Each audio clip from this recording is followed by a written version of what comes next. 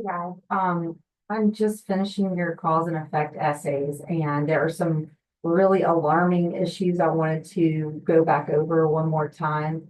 When you are submitting an essay, remember that you have followed MLA format and you have a title that's in the center of the essay, that your paragraphs are tabbed. You click tab and it makes them indented. See how right here it says, I can see that this is a new paragraph. There's an indentation.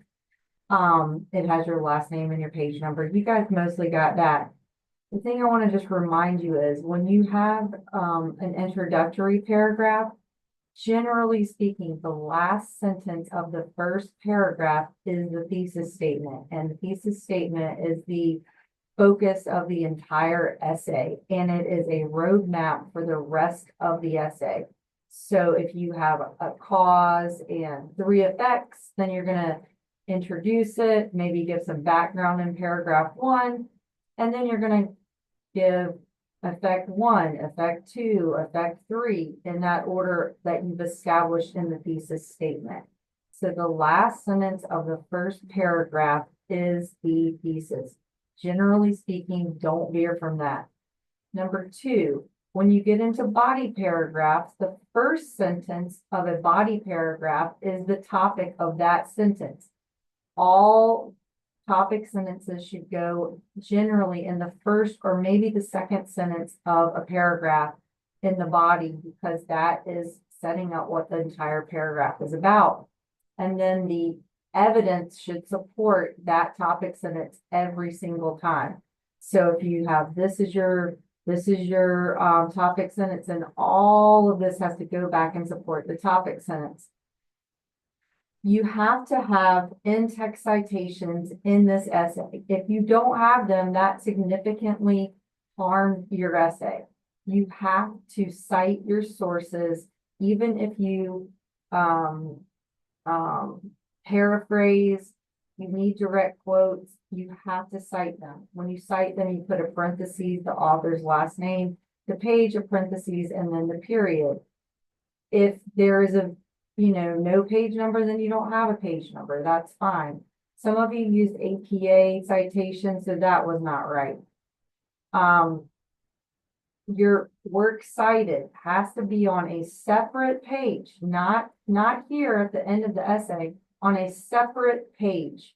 It needs to have works cited in the middle, centered in the middle, and then you left a line and put the first word of the entry to the margin, and then you have what's called a hanging indent.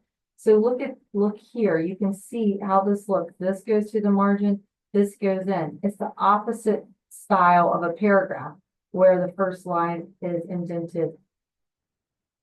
In a works cited entry, the first word of the entry, which is usually the author's last name, is on the margin, and then you have the second and third lines, they would be indented. So see how it's called a hanging indent.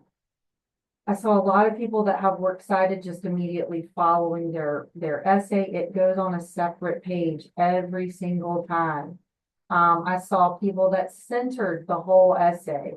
So a lot of just sloppy formatting errors, and those are costing lots of points.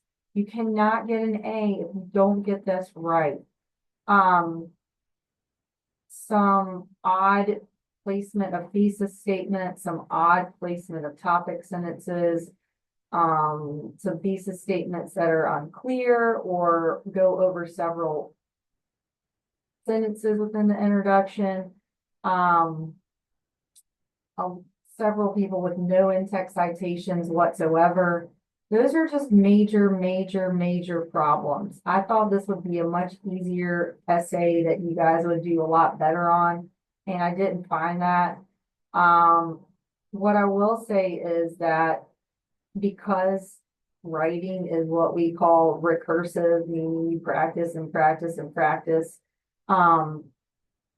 I will allow you to go read my comments, make the corrections, and email me a new version if you include your name, your course, what I'm receiving. And you do this by,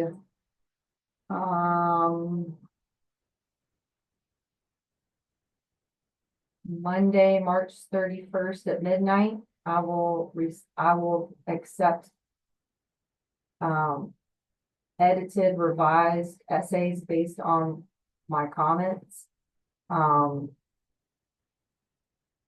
And I will give points if you go back in and edit those properly and make the revisions.